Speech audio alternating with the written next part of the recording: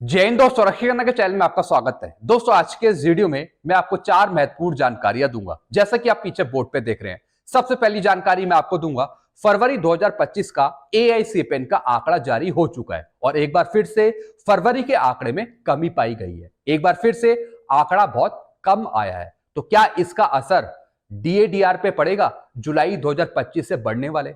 हालांकि दोस्तों इसका असर डायरेक्ट नहीं पड़ेगा, लेकिन फरवरी का जो कंज्यूमर प्राइस इंडेक्स का आंकड़ा हमें मिलेगा 31 मार्च को, उस पर इसका असर पड़ेगा, क्योंकि दोस्तों ये आंकड़े आए हैं एग्रीकल्चर और रूरल लेबर के। तो दोस्तों ये आंकड़े मैं आपको आगे समझाऊंगा।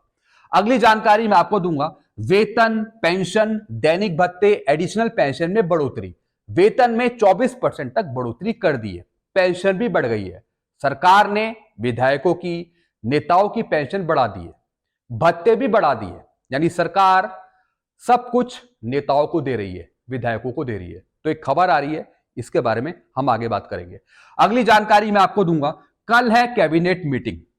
कल डीएडीआर की घोषणा हो सकती है। क्या कल आपको डीएडीआर मिलेगा 55%? क्या 2% की बढ़ोतरी कल होगी? एक अपडेट आ रही है मेरे पास, इसके बारे में भी हम आगे बात करेंगे। फिर दोस्तों अगली जानकारी मैं आपको दूंगा यूनिफाइड पेंशन स्कीम के बारे में। जो पेंशनर्स थे और जो कर्मचारी थे, उनकी कुछ और डिमांड थी, कुछ और वो कहना चाहते थे सरकार को, लेकिन सरकार ने यूनिफाइड पेंशन स्कीम लागू कर दी और इसमें भी कुछ गलतियां हैं। क्या है वो गलतियां, इसके बारे में मैं आपको आगे समझाऊंगा। तो दोस्तों बस यही जानकारियां जो मैं आपको देने वाला हूं, इसलिए इस वीडियो को आप शुरू से लेकर आखिरी तक देखेगा। वीडियो में आगे बढ़ने से पहले एक छोटी सी अपील मैं आपसे कर रहा हूं। अगर आप पहली बार मेरा चैनल देख रहे हैं या फिर ये वीडियो देख रहे हैं, तो आप मेरा चैनल सब्सक्राइब भी कर सकते हैं, जिसका नाम है रक्षित खन्ना, क्योंकि ऐसी जानकारियां, सही जानकारियां आपको मिलती रहती है इस चैनल के माध्यम से। सबसे पहली जानकारी है, एआईसीपीएन का फरवरी 2025 का एग्रीकल्चर और रूरल लेबर का आंकड़ा जारी हो चुका है। जी हाँ दोस्तों, और दोस्तों ये आंकड़ा जारी हुआ है 24 मार्च 2025 को। दोस्तों लेबर ब्यूरो की तरफ से दो आंकड़े जारी करे जाते हैं हर एक महीने। पहला आंकड़ा जारी होता है एआईसीपीएन का, एग्रीकल्चर और रूरल लेबर का, और दूसरा आंकड़ा जारी होता है कंज्यूमर प्राइस इंडेक्स का, सीपीआई का, जिसपे डीएडीआर की कैलकुलेशन करी जाती है। तो दोस्तों अभी तक हमें फरवरी का कंज्यूमर प्राइस इंडेक्स का आंकड़ा नहीं मिला है और यह हमें मिलना है 31 मार्च को। हालांकि अप्रैल में हमें देखने को मिलेगा, जैसा कि भारत सरकार लेट लतीफी कर रही है।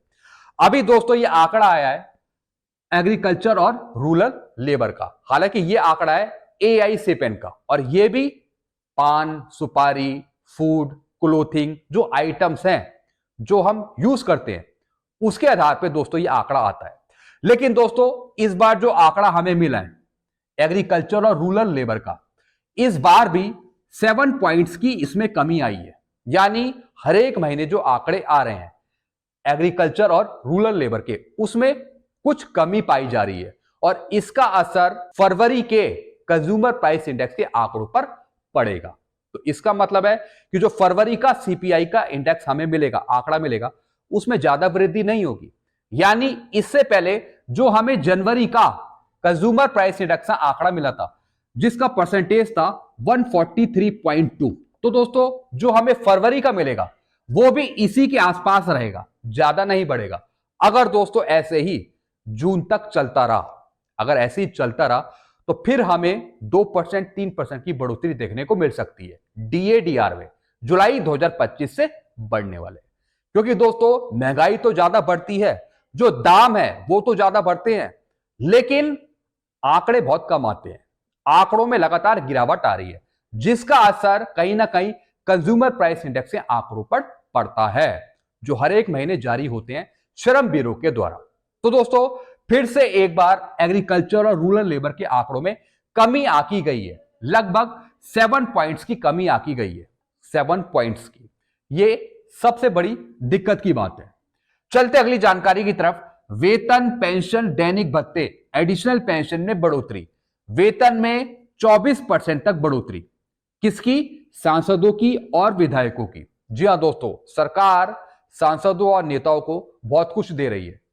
पेंशन में बढ़ोतरी कर रही है, सैलरी में बढ़ोतरी कर रही है, जो भत्ते हैं, अलाउंसेस हैं, जो दैनिक भत्ते हैं उसमें बढ़ोतरी कर रही है, और जो बाकी सुख सुविधाएं हैं जैसे ट्रेनों में यात्रा मुफ्त, हवाई जहाज में यात्रा मुफ्त, बाकी और छूट, वो सब कुछ सरकार नेताओं को, विधायकों को दे रही है। लेकिन सरकारी कर्मचारियों के लिए, पेंशनर के लिए सरकार के पास पैसा नहीं है। 18 महीने का जो डीए का एरियर है उसका पैसा नहीं है। 50% डीएडीआर जो मर्ज करना है वो सरकार माना कर रही है। एडिशनल पेंशन का जो लाभ है 65 वर्ष पे 5%, 70 वर्ष पे 10%, 75 वर्ष पे 15%, वो सरकार नहीं कर रही है। जो और मुद्दे पड़े हैं पेंडिंग में वो सरकार नहीं सुन रही है। सरकारी कर्मचारियों और पेंशनर्स को देने के लिए सरकार के पास पैसा नहीं है, लेकिन नेताओं को, विधायकों को भर भर कर पैसा दिया जा रहा है। पेंशन बढ़ाई जा रही है, और कितनी पेंशन बढ़ाई जा रही है, कितनी सैलरी दी जा रही है, आप खुद ही देख रहे हैं दोस्तों। कितनी? 1,24,000।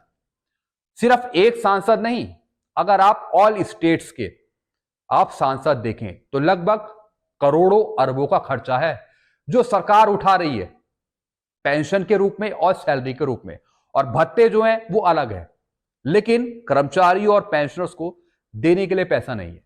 दोस्तों आप नीचे कमेंट करिए, आप नीचे कमेंट करिए, क्या इनकी पेंशन सैलरी आधी होनी चाहिए या बंद होनी चाहिए? जो इनको तमाम सुविधाएं मिल रही हैं ये बंद होनी चाहिए। इनका देश के प्रति क्या योगदान है?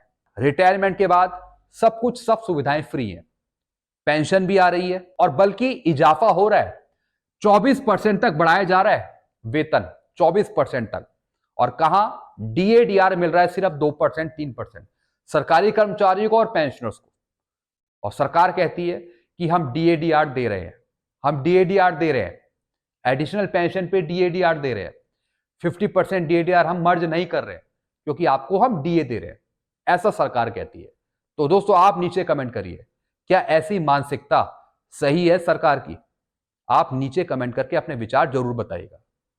और दोस्तों जो इनके वेतन पेंशन बढ़ी, इसकी जो इफेक्टिव डेट है वो है 1 अप्रैल 2023। 1 अप्रैल 2023 से ये नई दरें प्रभावित होंगी। किस पर? नेताओं पे और सांसदों पे। इनको बढ़ी हुई पेंशन, सैलरी सब कुछ मिलेगा। चलते अगली जानकारी की तरफ। कल है कैबिनेट मीटिंग, मार्च महीने की अंतिम कैबिनेट मीटिंग। जी हां दोस्तों कल है 26 तारीख। जैसा आपको पता है यह महीना खत्म होने वाला है और मार्च एंडिंग है 31 मार्च को। तो दोस्तों इस महीने की आखिरी यूनियन कैबिनेट की मीटिंग है कल। कल हो सकता है कि आपका डीएडीआर अनाउंस हो जाए, और यह भी हो सकता है कि कल अनाउंस ना हो। अगर कल अनाउंस नहीं होता तो फिर अप्रैल के पहले हफ्ते और दूसरे हफ्ते में आपका डीएडीआर अनाउंस हो पाएगा। मैंने आपको एक छोटी सी अपडेट दी है यूनियन कैबिनेट की मीटिंग को लेके। कल मीटिंग हो सकती है और उसमें आपका डीएडीआर अनाउंस हो सकता है, पॉसिबिलिटी है। नहीं होता तो फिर अप्रैल के पहले दूसरे हफ्ते तक हो पाएगा। ये मैंने आपको एक छोटी सी जानकारी दी है डीएडीआर पे। चलते अगली जानकारी की तरफ। यूनिफाइड पेंशन स्कीम में 25 साल पूरे होने पर 50% पेंशन है लास्ट पे ड्रॉन का। दोस्तों जब यूनिफाइड पेंशन स्कीम लागू नहीं करी थी, जब कर्मचारी पेंशनर्स ओल्ड पेंशन स्कीम की डिमांड कर रहे थे, लेकिन सरकार ने पैसा बचाने के लिए सरकार ने यूनिफाइड पेंशन स्कीम लागू कर दी। अब दोस्तों यूनिफाइड पेंशन स्कीम में 25 साल पर, यानी 25 साल जब आपके पूरे होंगे तो लास्ट पे ड्रॉन का 50% पेंशन है। लेकिन डिमांड उठाई थी कर्मचारियों ने, पेंशनर्स ने, कि जो 25 साल क्वालिफाइंग सर्विस है उसकी जगह 20 साल सर्विस करी जाए। यानी 20 साल जैसे ही कोई कर्मचारी पूरी करेगा सर्विस, उसके बाद लास्ट पे ड्रॉन का 50% पेंशन दी जाए। लेकिन सरकार ने कर्मचारियों की बात नहीं मानी। 20 साल की जगह उन्होंने 25 साल उन्होंने सर्विस चुनी। यानी 25 साल जिसके पूरे होंगे उनको ही लास्ट पे ड्रॉन का 50% पेंशन मिलेगी। फिर दोस्तों एक और डिमांड थी कर्मचारियों की कि जो 10% कंट्रीब्यूशन लिया जा रहा है एनपीएस में, वो ना लिया जाए यूपीएस में। लेकिन दोस्तों यूनिफाइड पेंशन स्कीम में भी आपके लिए कंट्रीब्यूशन रखा गया 10%, वो भी आपकी सैलरी का। तो दोस्तों ये सब स्कीम कहीं ना कहीं बेकार स्कीम साबित हो रही हैं और आगे चलकर सब इसका विरोध करेंगे। हालांकि अगर आप इसे लेना चाहेंगे तो ले सकते हैं, लेकिन एक सक्सेसफुल स्कीम या फिर एक सही स्कीम ये नहीं हो पाएगी, जैसा कि कर्मचारी और पेंशनर्स कहते भी हैं। जो एक्सपर्ट है वो भी यही बता रहे हैं। तो दोस्तों बस यही जानकारियां थी जो मैं लेके आया था। आई होप सारी जानकारी आप अच्छे से समझ होंगे। आपके अपने सुझाव क्या हैं, आपके अपने विचार क्या हैं, आप नीचे कमेंट कर सकते हैं। कुछ और पूछ रहा हूं तब भी आप नीचे कमेंट कर सकते हैं। वीडियो में ये खत्म करता हूं। चैनल आप चैनल को आप सब्सक्राइब कर सकते हैं और वीडियोस को आप शेयर करना मत भूलेगा। Thank you so much.